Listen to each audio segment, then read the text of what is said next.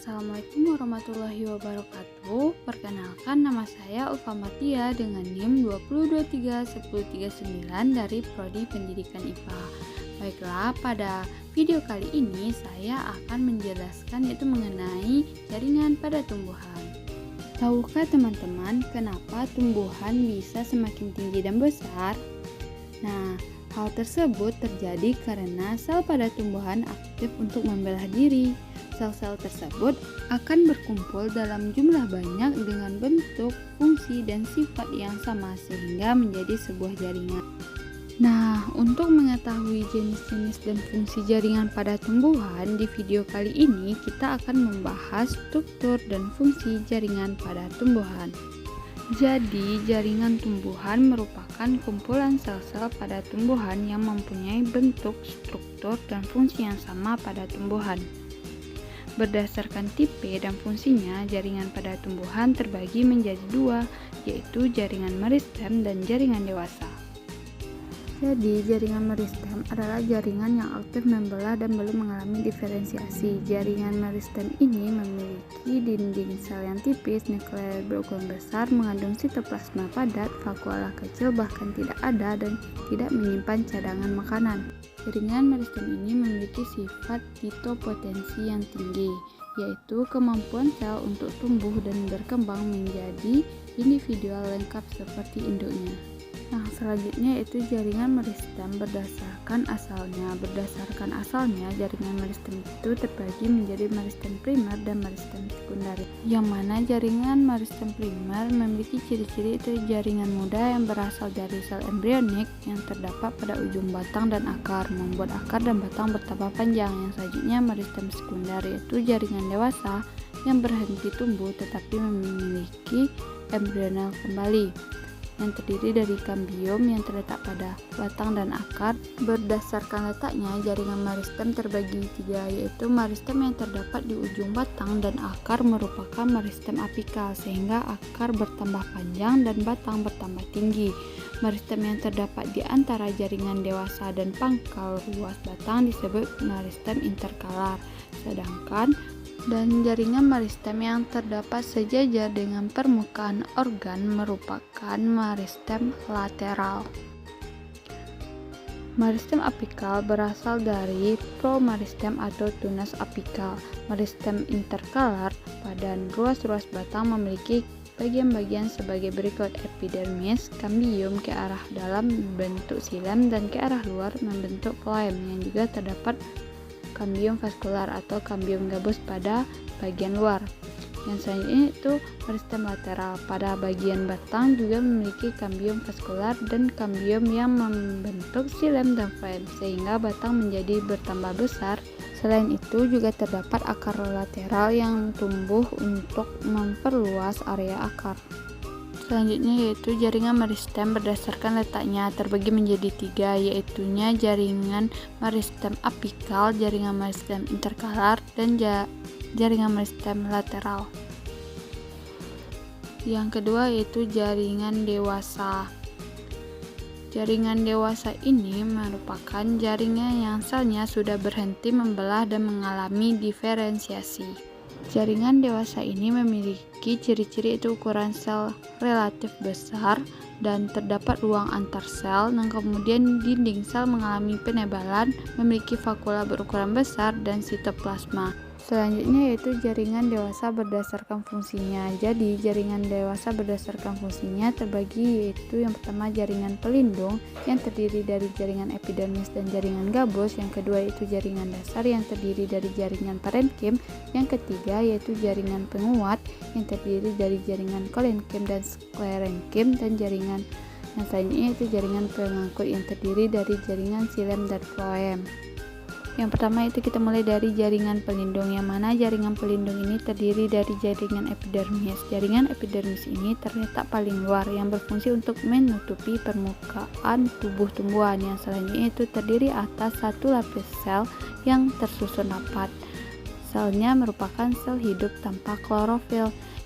Yang selanjutnya itu berfungsi sebagai pelindung, menyerap air dan mineral, mengekskresikan lapisan lilin atau kutikula yang bisa mencegah evaporasi pada batang dan daun. sel epidermis dapat berkembang menjadi alat tambahan yang disebut dengan derivat.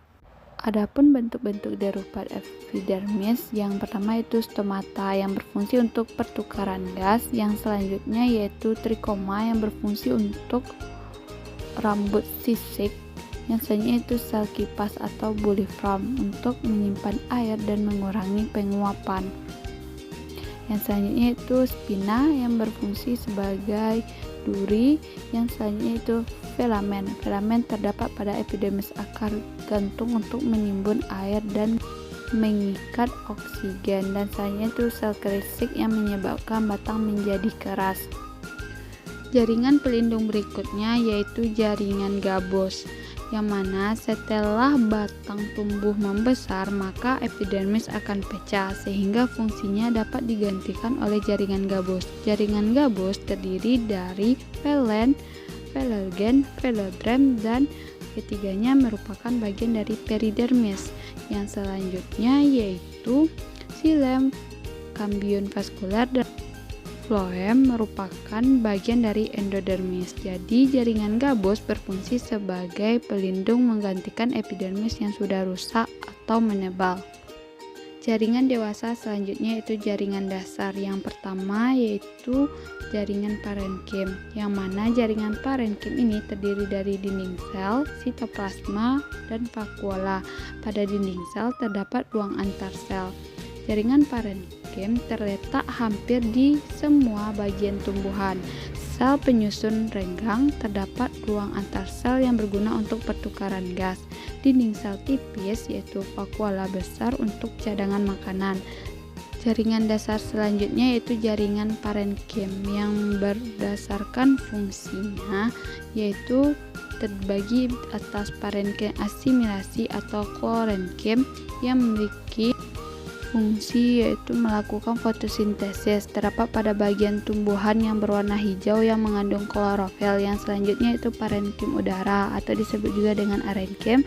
Yang selanjutnya itu parenkim penimbun, yang mana tempatnya menyimpan cadangan makanan, contoh pada umbi dan akar. Selanjutnya yaitu parenkim penutup atau velogen, merupakan rekarnasi parenkim baru. Yang selanjutnya itu parenkim pengangkut yang terdapat pada xilem dan floem. Yang selanjutnya itu parenkim air, yaitu berguna untuk menyimpan air, contohnya pada tanaman xerophyt dan epirit.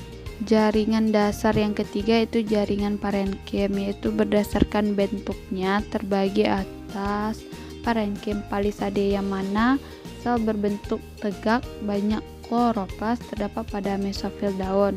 Yang selanjutnya itu parenkim bunga karang. Parenkim bunga karang atau spon, bentuk sel tidak teratur, banyak ruang antar sel terdapat pada mesofil daun. Yang selanjutnya itu parenkim bintang atau actinenkim, bentuk seperti bintang, contoh pada tangkai bunga. Yang selanjutnya itu parenkim lipat, dinding sel melipat ke dalam berkloroplas. Jaringan dewasa yang berdasarkan fungsinya sudah kita bahas, yaitu terdapat pada jaringan pelindung dan jaringan dasar, yang mana terdiri dari jaringan epidermis, jaringan gabus, dan jaringan parenkim.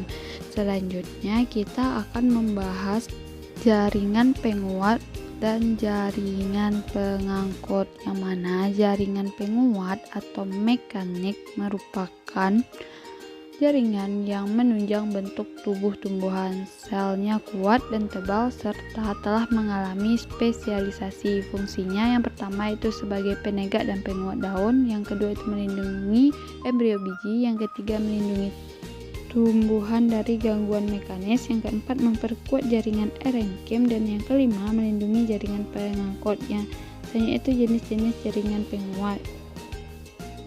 Jaringan penguat yang pertama yaitu jaringan kolenkim. Jaringan kolenkim ini merupakan organ penguat pada organ tumbuhan yang masih aktif membela. Yang selanjutnya terdapat pada akar, batang, daun, bunga, dan buah yang terkena cahaya matahari.